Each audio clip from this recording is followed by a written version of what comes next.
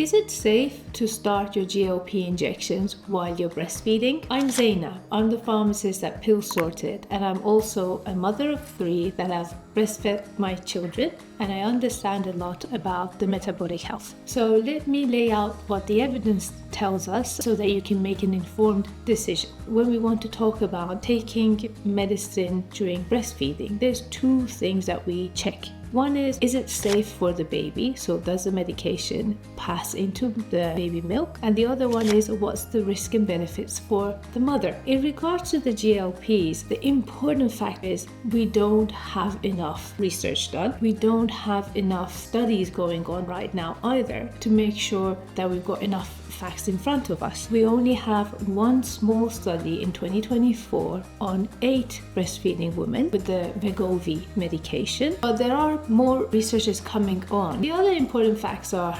semaglutide, or Wegovy, is a big molecule, and 99% of it is attached to a protein when it is in your body. The good thing about these big, large molecules that are attached to proteins is that it's very tiny amounts that they will pass through the breast milk. And when they do, they usually don't survive the baby's gut. In theory, it should be okay. However, we don't have any long-term studies on what's the outcome on the baby's health over a substantial amount of time. Now, what happens to the mother? I totally understand the risks of being overweight for the mother. So one of the biggest triggers of weight gain for women is actually pregnancy. And I know that with the subsequent pregnancies, the weight becomes more stubborn, so it's harder to lose the weight. So I understand that part absolutely. But the interesting thing is, when you've decided to breastfeed the baby, there are other important factors that we need to consider,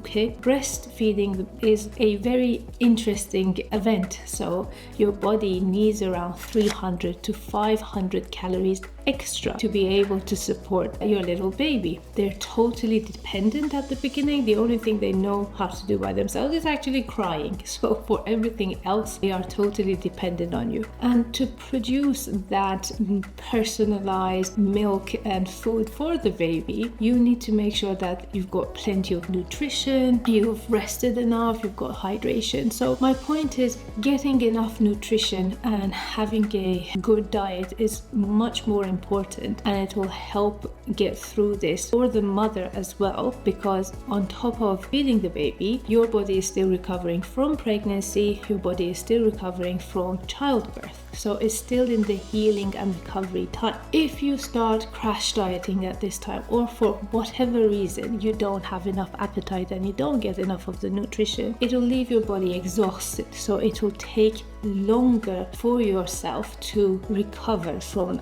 the whole pregnancy and childbirth event. So my point is, the first couple of months that you need to create this nutritious food for the baby and your body is still recovering, focus on that. Do not add another extra stress on it, which is trying to lose weight. But prepare your body by trying to get enough rest whenever you can, making sure that you keep hydrated all the time and have the right nutrition so that your body is prepared for the next phases. I'm afraid there's not much data and evidence published about the long-term health for the mother either during pregnancy. So clinically, the Wegovy and Mounjaro, none of them are licensed to be used during breastfeeding. The clinical evidence and clinical advice by the NHS and NICE is not to use the GLPs during breastfeeding either. Okay, so when is it not normal? If you see a sudden drop in your milk production, okay, or if you feel really, really exhausted, these can be signs of something not right, okay? If you feel not